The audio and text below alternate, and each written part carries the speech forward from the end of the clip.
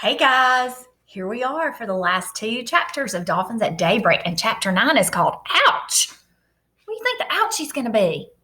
I don't know, because the last chapter we read, they were headed back to the shore. Those two dolphins were swimming them back to the shore. Let's see, I don't know. The sun shone on the ocean. It sparkled like a diamond. Jack felt safe now. His dolphin was taking good care of him. The dolphin slowed down as they neared the reef. Jack lowered his feet. He felt the bumpy coral. He let go of the dolphin's fin and stood up in the water. Annie stood too. Then she threw her arms around her dolphin and gave her a big hug. "Thank you, Suki," she cried, and she kissed the dolphin's nose. Suki tossed her head and clicked at Annie. "Kiss Sam now," Annie said to Jack. "You're nuts," said Jack. But Sam nuzzled Jack's head. Then he put his flippers around Jack's neck. Jack couldn't resist. He threw his arms around the dolphin and gave him a quick kiss. Sam nodded and made clicking sounds like laughter. Then he turned to Suki. The two dolphins chattered to each other for a moment. They nodded at Jack and Annie and swam gracefully away. "Bye, Suki. Bye, Sam," Annie shouted. "Thanks," Jack shouted. The dolphins leaped high into the air. Then they dove back into the water with a splash. Jack and Annie laughed. "I wish we could swim like that," said Jack.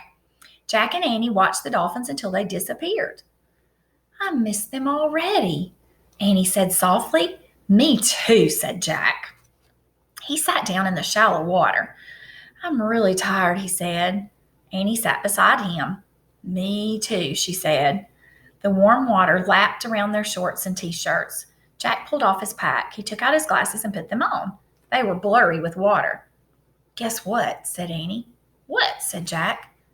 "I saw the shark when we were swimming," Annie said, "but I didn't tell you. I wanted you to stay calm." Jack stared at her. "I saw it too. I just swam faster so you would swim faster. And I swam faster so you would swim faster," said Annie. "I guess we swam double fast then," Jack said. He shook his head with wonder. "What now?" said Annie. "We go home," said Jack. "But we haven't solved Morgan's riddle yet," said Annie. Jack sighed. He pulled his notebook out of his pack. It was soaked.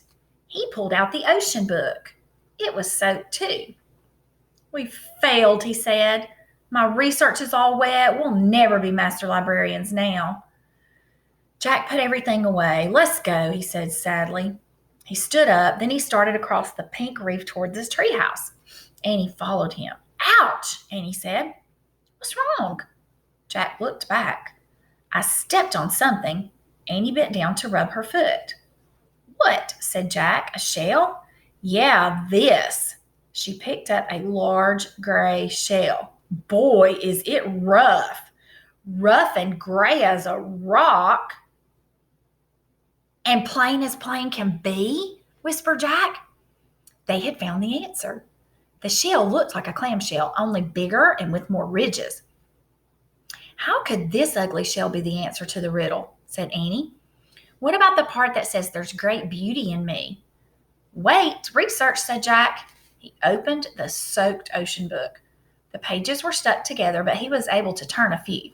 He found a picture of the gray shell. He read, "Divers search for oysters in deep water, but sometimes oysters wash up on reefs or beaches. Inside some oysters, you can find a pearl. The pearl's natural beauty makes it a treasure." "It must have a pearl inside it," said Jack. Annie peered into the crack between the two halves of the shell. "I can't see anything," she said. "How does a pearl get in there anyway?" Jack read aloud from the wet page. "Sometimes a grain of sand will get between the oyster's shell and its skin. This irritates the oyster, so it makes a pearly material to surround the grain of sand. In this way, over a few years, a pearl is formed."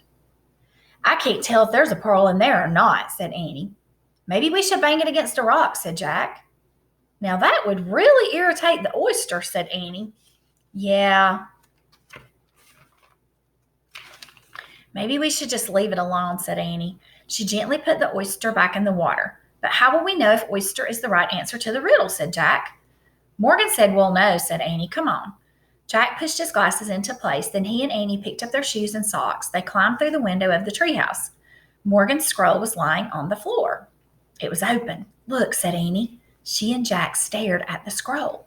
The riddle had faded away, and in its place was one shimmering silver word: oyster. Morgan's magic, whispered Annie. Jack let out a huge sigh. We got it right, he said. And here's the Pennsylvania book, said Annie. Let's go home. She opened the book. She pointed to a picture of the Frog Creek Woods.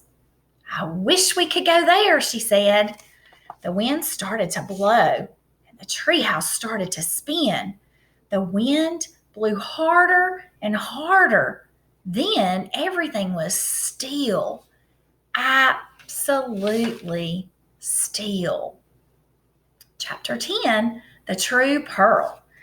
Dawn light slanted into the treehouse. No time at all had passed since they'd left. Day was breaking. Jack rolled up the ancient scroll. He tucked it into the corner.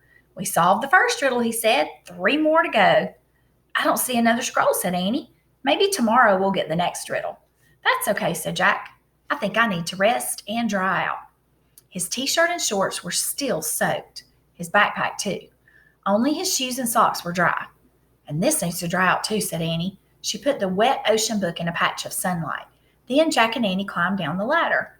They walked through the woods, through leafy shadows and golden light. They left the woods and started down their street. You know, we should have found the answer to the riddle right away, said Jack. The oyster was on the reef all along. I know, but we wouldn't have had so much fun, said Annie. Fun? Said Jack. You call being squeezed by an octopus and chased by a shark fun? Don't forget the dolphins, Annie said. Jack smiled. Right, he said. The dolphins make up for everything. They were fun. I guess they were the true pearl in the oyster, said Annie. Yep, said Jack. I wonder what Sam is doing right now. Sam? Annie grinned at him. You're nuts, she said. They climbed their steps and went into their house.